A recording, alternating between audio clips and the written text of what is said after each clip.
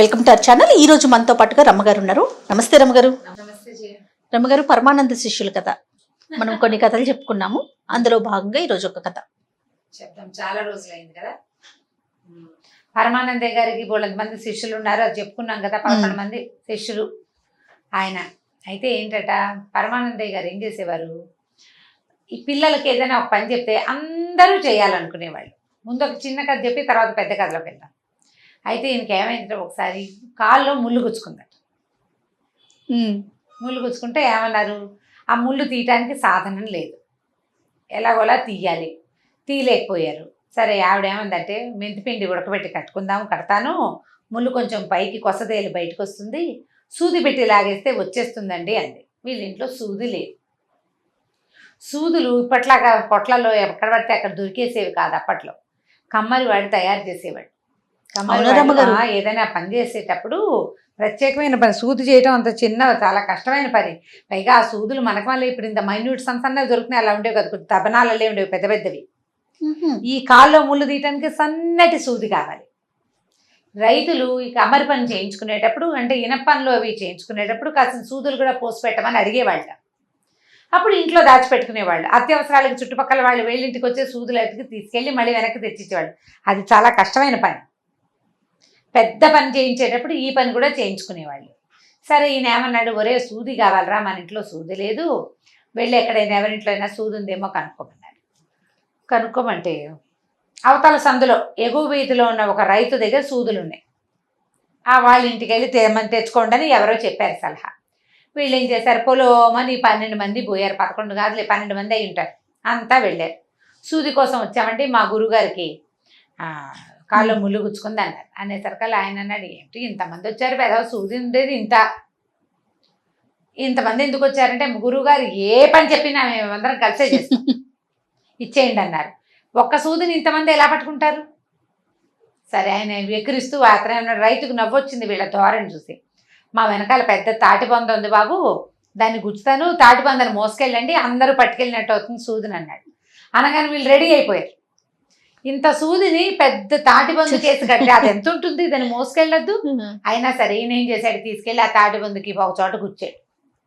ఆ బొందని మోసుకుంటూ పోయారు. తాటి చెట్టు మొదలంటే ఎంత పొడుగుంటుంది, పొడుగ్గా.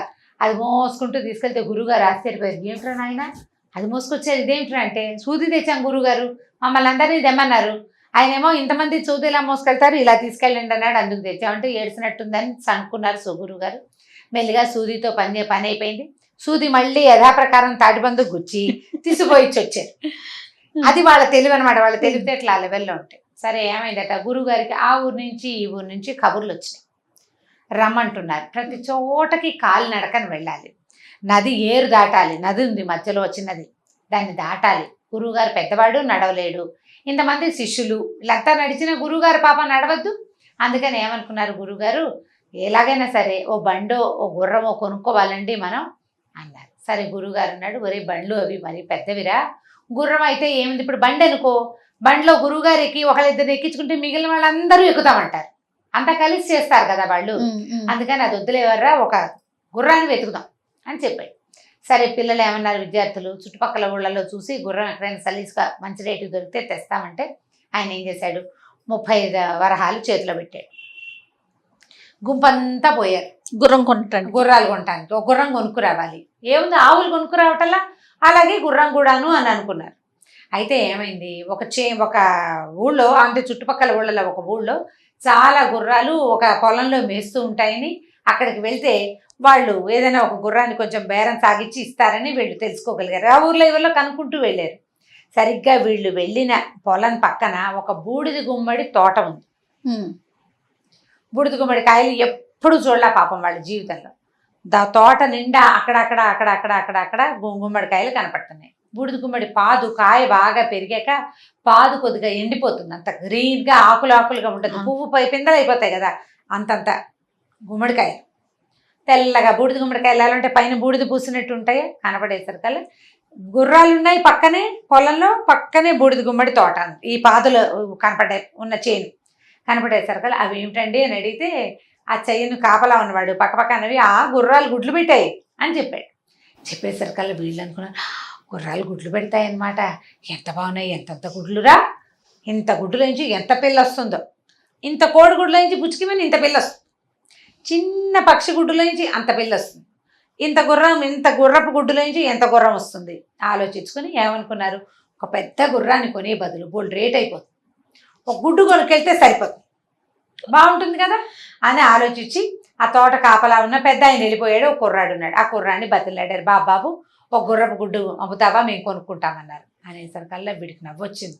డబ్బులు వస్తాయి కదా అని, అలాగేనండి, కానీ గుర్రం గుడ్డుని మీరు ఏం చేస్తారండి అయ్యవార్లు మీరంతా అని అన్నాడు. ఏముంది పొదుగుతాం అన్నారు. పొదుగుతారు, ఎలా పొదుగుతారండి అంటే, ఏముంది పక్షులు చేయటంలా మేము చూడలా, మా ఇంటి దగ్గర బోళ్ళు కాకుగుళ్ళు ఉన్నాయి, పిచ్చి గుళ్ళు ఉన్నాయి, పక్షి గుళ్ళు మాకు తెలుసు, కోళ్ళు కూడా నాకు తెలుసు. గుడ్డు ఉంటుందా, దాని మీద కోడి కూర్చుంటుంది, అట్లనే లేదా తల్లి పక్షి కూర్చుంటుంది. తల్లి పిచ్చిక వెళ్ళిపోయినప్పుడు తండ్రి పిచ్చిక కూర్చుంటుంది, ఎవరో ఒకటి కూర్చోవాలి అంతే. కాబట్టి మా ప్లాన్ ఏంటంటే ఇది తీసుకెళ్ళిపోతాం, ఒక మూల చీకట్లో పెడతాం, గొడ్డ సావిట్లో తేపగా ఒకటి కూర్చుంటాం, ఒకటి టర్న్ అయిపోయాక వాడు లేచి వెళ్ళిపోతే ఇంకోటి వచ్చి కూర్చుంటాడు. మొత్తానికి గుర్రపు గుడ్డు పొదగాలి అంతే. ఇప్పుడు చిన్న గుడ్డు అయితే పక్షులు పొదిగేస్తాయి, పెద్ద గుడ్డు కదా, గుర్రాన్ని ఎక్కడి నుంచి తెస్తాం, తల్లి గుర్రాన్ని తేలేం కదా. కాబట్టి మేమే పొదుగుతాం అంటే వాడికి పట్ట చెక్కలయ్యేలాగా నవ్వొచ్చింది. ఏమనుకున్నాడు, సరే అందరికీ 30 రూపాయలండి, మీకైతే 20కే ఇస్తానన్నాడు. 20 వరహాలు ఇచ్చి పావలా కూడా చేయని బూడిది గుమ్మడికాయను ఒకదాన్ని మంచి సైజు బాగా బూడిది పట్టి చక్కగా ఉన్న ఒక గుడ్డును ఒకదాన్ని కొనుక్కున్నారు. డబ్బులు వాడికి ఇచ్చేశారు 20, ఇంకా 10 మిగిలింది. చూసారా, గురువుగారు 30 ఇచ్చారు గుర్రానికి, 20లో తెచ్చేసాం తెలివిగా. 4 రోజులు పొదిగితే చక్కగా మన పిల్ల పైగా వాళ్ళ అమ్మ కావాలని అయ్య కావాలని ఎందుకు అడుగుతుంది, మనం పొదిగాం కాబట్టి మనమే అమ్మ నాన్న దానికి చక్కను హాయిగా అని అనుకుని పట్టుకుపోయారు. ఈ పట్టుకెళ్తుంటే ఏమైంది, మొయ్యాలి కదా, సరే ఒకడు మోసుకెళ్తుంటే అందరినీ తీసుకురమ్మన్నారు గురువుగారు కాబట్టి తలా ఒక చెయ్యి వేస్తున్నారు దాని మీద. మళ్ళీ మొదట మోసిన వాడికి బరువుగా ఉంటే రెండో వాడి చేతిలోకి మారుస్తున్నారు, మధ్యలో చేతులు అందిస్తున్నారు, దానికి వెచ్చగా ఉండటం కోసం. ఒకటి గురువుగారు కలిసి తీసుకురమ్మన్నారు కాబట్టి కలిసి తేవడం కోసం.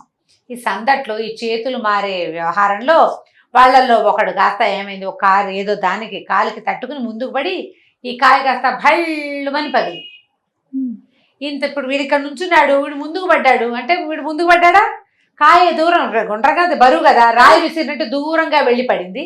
సరిగ్గా అది పడిన పొద పక్క నుంచి ఒక కుందేలు కూర్చునింది అక్కడ. ఇది కాయ పగలంగానే అది హదాట్న ఢామని శబ్దం అయ్యేసరికి అలా కుందేలు పిల్ల బెదిరి ఒక్క ఎగిరి పరిగెత్తింది. వీళ్ళేమనుకున్నారు, గుడ్డు పగిలి పిల్ల ఎగురుతోంది అనుకున్నారు. పరిగెత్తారు, ఒరే గుర్రపిల్ల పారిపోతుందిరా, దొంగ ముక్క మోసం చేసేసింది, 20 రూపాయలు ఇచ్చి కొన్నావు, దాన్ని పట్టుకోండిరా అన్నారు. మొత్తం గుంపంతా పరిగెత్తారు దాని వెనకాల. ఇక అటు పరిగెత్తారు ఇటు పరిగెత్తారు, ఏమైనా సరే అది కాస్త దొరకలేదు. ఇంతలో ఏమైంది, ఈ పొదల వెంట పొట్ల వెంట చెట్ల వెంట వెతికేసుకుంటున్నారు. ఆ దారిని పోతున్న ఒక ధనికుడ భూస్వామి ఒకడు కనపడ్డాడు. అయ్యవార్లు ఏంటండి అడవులు బడిటా చేస్తున్నారు అంటే, గుర్రపు గుడ్డు పగిలిపోయిందండి, పెళ్ళి ఎగిరిపోయింది, దానికోసం వెతుకుతున్నారు. ఆయనకు అర్థం కాల, గుర్రానికి గుడ్డు ఏమిటి, అది పగలటం ఏమిటి, అందులో నుంచి పిల్ల ఏమిటి, అది ఎగిరిపోవటం ఏమిటి. దూకేసిందండి, మేము చూసాం, తెల్లగా ఎంతుంది చెవులు అదిను. వీళ్ళు చూసింది కుందేల్ని, అది కుందేలని తెలీదు, ఆ గుడ్డులో నుంచి వచ్చిన గుర్రపిల్లగా వాళ్ళు భావిస్తున్నారు. సరే అక్కడి నుంచి ఆయన బాగా సాకల్యంగా విషయం కనుక్కున్నాడు, ఏం జరిగింది ఏం చేశారని. అప్పుడు వీళ్ళు బూడిద గుమ్మడికాయని నమ్మి మోసపోయారని అనుకుని, అయ్యో పాపం మీకు ఎంత కష్టం వచ్చిందండి, ఇక్కడే మా ఇల్లు పొలాలు దాటాక రండి అన్నాడు. రండి అంటే ఆయన ఒక గుర్రం మీద వస్తున్నాడు. వీళ్ళేమనుకున్నారు, ఈయనతో వెళ్దాము, ఈయన దగ్గర చక్కగా గుర్రాలు అవి ఉన్నట్టున్నాయి, ఈయనకి గుర్రం సంగతి బాగా తెలిసి ఉంటుంది అని అనుకుని, బాబు మీరే ఏదైనా ఒక మంచి గుర్రం ఇప్పించాలంటే 20 రూపాయలు పోసాం, 20 వరహాలు, అది కాస్త ఇట్లా మోసం చేసేసింది గుర్రపిల్ల, ఎటుపోయిందో, ఆ గుడ్డ మీద వాడి ఇంటికి వెళ్ళిపోతుందో ఏమిటో దొంగమొహం అది అని తిట్టుకున్నారు. ఆయన అన్నాడు, సరే బాబు పొద్దున్నుంచి పొలాన్ని వెంబడి తిరుగుతున్నారు రండి అన్నాడు. వీళ్ళేమనుకున్నారంటే గుర్రాంతోటే గురువుగారిని చూద్దాం అనుకున్నారు. పొద్దున్న బయలుదేరాం, సాయంత్రాన్ని పని అయిపోతుంది అనుకున్నాం, అదేమో అవలేదు, చీకటి పడిపోతుంది. ఈయన రమ్మంటున్నాడు కదా అని వాళ్ళు ఇంటికి పోయేసరికల్లా సరే ఆ రాత్రికి అక్కడ అన్నాలు తిని గుర్రం కొనుక్కునే వెళ్తామండి, వృధాగా 20 రూపాయలు వేస్ట్ చేసుకున్నాము, 10 రూపాయలు ఉంది మా దగ్గర, ఇంకొక గుర్రాన్ని చూసి పెట్టండి బాబు అని అడిగితే ఆయన జాలిపడి అన్నాడు, నా దగ్గర ఒక ముసలి గుర్రం ఉంది, కుంటిది గుడ్డిది, దానికి కన్ను కనపడదు, ఓ కాలు విరిగింది, పెద్దదైపోయింది, కానీ ఒక్క మనిషిని మోస్తుంది. మీ గురువుగారికి పెద్ద ప్రయాణాలు గాలప్పులు లేవు కదా, గాలపింగ్ లేదు, అదే పరిగెత్తక్కర్లా, గుర్రం నడిస్తే చాలు, ఆయనకి సారీ చేయటం రాదు కదా. కాబట్టి నా దగ్గర ఉన్న గుర్రం పట్టుకెళ్ళండి అంటే, బాబు మరి మా దగ్గర 10 రూపాయలే ఉన్నాయండి అన్నారు. అసలు డబ్బులు వద్దు నాయన, బ్రాహ్మలు మీరు వచ్చి మా ఇంట్లో అన్నం తిన్నారు, ఈ పూట ఉన్నారు, ఇచ్చేస్తా అని చెప్పేసి ఏం చేశాడు, ఆ గుర్రాన్ని వాళ్ళకి ఇచ్చేశాడు. ఆ గుర్రాన్ని ఎలాగోలా తోలుకుంటూ ఇంటికి తీసుకుపోయారు. ఒట్టిగా తోలటమే కాబట్టి అది వచ్చేసింది. అక్కడి నుంచి గురుగారి దగ్గరికి వెళ్ళి వ్యవహారం అంతా చెప్పారు. గురుగారు ఇలాగైందండి, ఇదండి అని చెప్పారు. చెప్పేసరికి బాగానే ఉంది. గురుగారు ఏమన్నాడు, పోనీలేండరా 20 రూపాయలు ఖర్చు పెడితే పెట్టారు, ఎంతకా గుర్రాన్ని తెచ్చారని సరేననుకున్నారు. గుర్రానికి ఏదో మేపారు, అవి ఇవి పెట్టారు. మర్నాడు ఏదో ఊరు వెళ్దాం అనుకున్నారు. చక్కగా ఒక గీను కళ్ళెం పట్టించి గురువు గారిని గుర్రం ఎక్కించారు. ఆ గుర్రము చాన్నాళ్లుగా మనుషులు ఎక్కడ మానేశారు దాని మీద. గురువుగారు స్థూలకాయుడు, పైగా వీళ్ళు 12 మంది మనుషులకి బెదిరిపోతోంది అది. దానికి అలవాటు తప్పిపోయింది. ఇంత బరువు, పైగా వీళ్ళు హే హే అంటారు, నడిపిస్తారు. ఒకడేమో గడ్డి పరకలు పుచ్చుకుని దాని పక్కన నడుస్తాడు తినడానికి, ఇంకోటేమో పక్క నుంచి మాలిష్ చేస్తాడు. ఆయన చెప్పాడు గుర్రానికి ఏం పెట్టాలి, ఎలా మాలిష్ చేయాలి అవన్నీ చెప్పాడు అనమాట. అవి ఎప్పుడు చేయాలి, పొద్దున పూట తిండి పెట్టాలి, మధ్యాహ్నం మాలిష్ చేయాలి, సాయంకాలం ఏదైనా గుగ్గిళ్ళు పెట్టాలి. ఎంతసేపు మాలిష్ చేసేవాడు మాలిష్ చేస్తూ ఉంటాడు, గడ్డి పుచ్చుకొని తిరుగుతుంటాడు దాని వెనకాల పడి. అక్కడి నుంచి తోక అది నడవట్లేదు అనుకోండి, తోక నలపాలండి అని చెప్పాడు అనమాట. తోకను గట్టిగా నలిపితే నడవాలని తెలుస్తుంది అన్నాడు. ఇప్పుడు గురువుగారు ఎక్కిన దగ్గర అది నుంచునే ఉంది, దాని తోక ఒకటి నలుపుతూనే ఉంటాడు, అదే పని వాడికి. ఒకటి రుద్దుతాడు, ఒకటి గడ్డి పుచ్చుకుని నడుస్తాడు. ఎలాగోలా నడిస్తే అది 2 అడుగులు ముందుకేస్తుంది, 3వ అడుగు వెనక్కేస్తుంది, గుండ్రంగా ఒకచోటే తిరుగుతుంది. ఎందుకంటే దాన్ని సంవత్సరాలుగా కట్టేసి ఉంచుతున్నారు, రాట చుట్టూతా తిరగటమే గానుగెద్దలాగా అలవాటైపోయింది. అది వెనక్కి తిరిగి ఇలా రౌండ్ గా తిరుగుతుంది, హే హే అంటారు, అప్పుడు 2 అడుగులు ముందుకేస్తుంది, మళ్ళీ వెనక్కి తిరుగుతుంది. గురువు గారు విసిగిపోయాడు ఆ ప్రయాణంతో. ఏం చేసినా అది ముందుకు నడవటల్లా, ఏమీ లాభం లేదు. అక్కడి నుంచి ఏరు దాకా ఎట్లాగొట్లా ఇలాగే ముందు వెనక, ముందుకు 2 అడుగులు వెనక్కి 3 అడుగులు చొప్పున వేసుకుంటూ ఏరు దాకా చేరారు. అంతకుముందు గురువుగారిని ఎత్తుకుని తీసుకెళ్లేవాళ్ళు వాళ్ళు, ఆయనకి తడిస్తే ఇబ్బంది అని. ఇప్పుడు గుర్రం ఉంది కదా, హే హే అన్నారు. ఆ నీళ్లలోకి అడుగు పెట్టగానే ఆ గుర్రం తప్పటడుగులేసి ఢామని పడింది. గురుగారు ఓ పక్కకి, గుర్రం ఇంకో పక్కకి. లబో దిబోమన్నాడు. వద్దర్రా అంటే వినకుండా గుర్రం తెచ్చారు. ఈ గుర్రం ఏమో ఇలా ఉంది, ఒరే నన్ను దీని మీద ఎక్కించకండి రా నాయన అంటే, అయ్యో గురుగారు గుర్రం కదా దాటేస్తుంది అనుకున్నాము, ఇది దాటలేదని మాకు అర్థం కాలేదండి, ఆ మాట తెలుసుంటే గుర్రాన్ని మిమ్మల్ని కూడా మోసుకుపోదాం ఇదివరకట్లాగానే అని చెప్పి లేపారు. ఈ గుర్రాన్ని లేపారు. అక్కడి నుంచి ఏం చేశారు, మళ్ళీ దాన్ని కాస్త ఏదో మంచినీళ్ళు తాగింది, ఏదో చేసింది. సరే వీళ్ళు ఏమనుకున్నారంటే కొంతసేపు దీన్ని వదిలిపెట్టేసేద్దాం, కాసేపు అటు ఇటు తిరగనిస్తే తిండి తిన్నిస్తే బాగుంటుంది అనుకుని, ఈ లోపల గురువుగారు పడ్డాడు కదా, ఆయన కాస్త నడు నొప్పిగా ఉంది, ఓ చోట పడుకుంటానన్నాడు. అన్నాలు తినేసి పడుకున్నారు. అక్కడి నుంచి గుర్రానికి ఏం చేశారు, చుట్టుపక్కల వదిలేసేసారనమాట దాన్ని. అదేం చేసింది, నీళ్లున్నాయా కాస్త నీళ్లు తాగి ఆ పక్కన ఉన్న చేలో శుభ్రంగా మేసేసి జామని బాగా మేతమేసి నీళ్లు కూడా తాగి హాయిగా అటు ఇటు తిరుగుతూ ఆ పొలం అంతా తొక్కేసరికి ఈ పొలం గలవాడు ఏం చేశాడు, హాతెరి ఎవరో గుర్రాన్ని వదిలిపెట్టారని దాన్ని 2 దెబ్బలు కొట్టి తీసిపోయి ఇంట్లో కట్టేసుకున్నాడు. వీళ్ళిద్దరు లేచి చూసుకున్నారు, గుర్రం లేదు.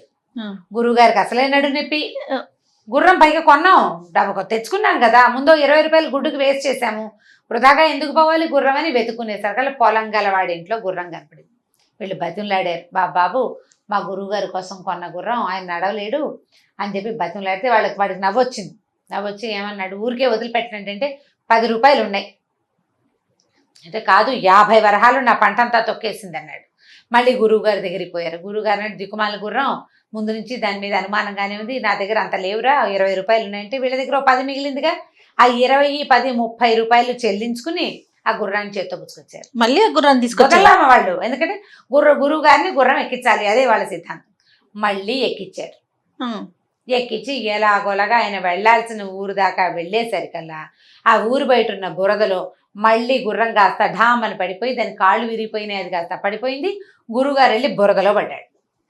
ఆ బురదలో అక్కడక్కడ అంతంత కొండరాళ్ళున్నాయి, బాగా నడుము కాళ్ళు కదలబారిపోయినాయి ఆయనకి. ఆ బురదలో నుంచి గురువుగారిని లేపలేకపోయారు, ఈ గుర్రాన్ని లేపలేకపోయారు. వీళ్ళు ఏం చేస్తారు, గురువుగారు లబో దిబోమని ఏడుస్తుంటే, సరే ఏమన్నాడు, ఊరి నాయన నేను ఎంత ఏడ్చినా మీరు ఎంత లాగినా లాభం లేదురా, ఆ ఊళ్ళోకి వెళ్ళి వాళ్ళని పిలుచుకురండి అంటే, వాళ్ళు ఒక ఎడ్ల బండి తెచ్చి ఆ ఊళ్ళో వాళ్ళు ఎట్లా కొట్లా 10 మంది సాయం పట్టి ఆ గురువుగారిని బురదలోంచి ఈడ్చి బయటపడేశారు. గుర్రాన్ని అక్కడే వదిలిపెట్టేశారు. ఇంకా మరేం చేస్తారు, బురదలో నుంచి తీసి బయట వదిలేసి ఎట్లా కొట్లా బతుకుతుంది లేని దాన్ని వదిలిపెట్టి గురువుగారిని ఇంటికి తీసుకుపోయారు. వాళ్ళు అన్నారు, అయ్యా ఈసారి కబురు చేసినప్పుడు మేమే బండి పంపిస్తామండి, ఈ గుర్రాలు అవి స్వారీలు చేయబాకండి, మీరు మీ శిష్యులకు అసలు పనులే చెప్పద్దు, వాళ్ళ పనులన్నీ ఇలాగే పాడు పనులుగా ఉంటాయని ఆయనకి ఏదో నూనె రాసి అవి రాసి ఇవి రాసి మొత్తాన్ని మద్దం చేసి ఆయన వైద్యం చేయించి ఆయనతోటి ఏదో ముహూర్తం పెట్టించుకోవడానికి కదా పిలిపించారు. ఆ ముహూర్తం ఏదో పెట్టించుకుని ఎడ్ల బండి ఇచ్చి పంపించారు. ఈ ఎడ్లు మనమేనా అని సంతోషపడ్డారు వీళ్ళు. ఆ ఎడ్లకు కూడా తిండి పెట్టి చంపేస్తారని వద్దురా నాయన మనకి ఎడ్ల బండి వద్దు, దించి వెళ్ళిపోతుంది, మళ్ళీ అవసరమైనప్పుడు బండి పంపించమని మాట్లాడుకుందాన్రా అని చెప్పేసి గురువుగారు ఏం చేశాడు, ఈ 12 మంది శిష్య పరమాణువుల్ని వెంబడ పెట్టుకుని ఇంటికి వెళ్ళిపోయాడు. కథకంచి మనం ఇంటికి. చాలా బాగుంది అసలు. పెట్టడం ఏమిటో అది మరీ విచిత్రం. కానీ ఇవి నిజంగా జరిగిన సంఘటనలు అంటారు రామగారు, లేకపోతే మనకి అయ్యిందంటారు జయ, ఎప్పుడో ఏదో శాపవశాత్తు వాళ్ళు పుట్టారని అదని చెప్తారు. కథలు సరదాగా వినడానికే కదా. అంతే. మూవీ కూడా ఒకటి ఉండాలి కదండి, రామారావు గారి పరమానంద శిష్యుల కథ. బాగుంటుంది సినిమా. నేను కొంచెం సేపు చూసానండి, అప్పటికి వీళ్ళంతా రాలేదు శిష్యులు. మొత్తం సినిమా మీ అమ్మాయికి కూడా చూపించు, ఎవరెవరు పరమానంద శిష్యుల కథ చూడలేదు వాళ్ళందరూ లాక్డౌన్ లో చక్కగా పిల్లలకి చూపించండి. ఎన్టీ రామారావు గారు మహా చక్కగా ఉంటారు, కేఆర్ విజయ, ఎన్టీ రామారావు గారు, ఇంకా అంటే నాగయ్య గారేమో గురువు. నాగయ్య గారి శిష్యుల వీళ్ళంతా, నాగయ్య గారి శిష్యులు వీళ్ళంతా. సినిమా బాగుంటుంది. ఈ కథ ఎలాగ, ఈ కథ అందులో లేదు, అందులో ఇంకా కొన్ని వేరే కథలు ఉంటాయి. ఓకే, బాగుంటుంది సినిమా, అది కూడా చూడొచ్చు. ఒక కాలక్షేపంగా ఉంటుంది కదా, అదే అందుకని స్టోరీ బేస్డ్ కథలు. అందులో ఉన్న కథలు కొన్నిటిని మనం వాడచ్చు పిల్లలకి చెప్పడానికి కూడా, సరదాగా చూడొచ్చు. రైట్ రామ్ గారు, నమస్తే అండి. నమస్తే. ఈ వీడియో కనుక మీకు నచ్చినట్లయితే లైక్ చేయండి, షేర్ చేయండి. మరిన్ని వీడియోస్ కోసం మా ఛానల్ ని సబ్స్క్రైబ్ చేసుకోండి.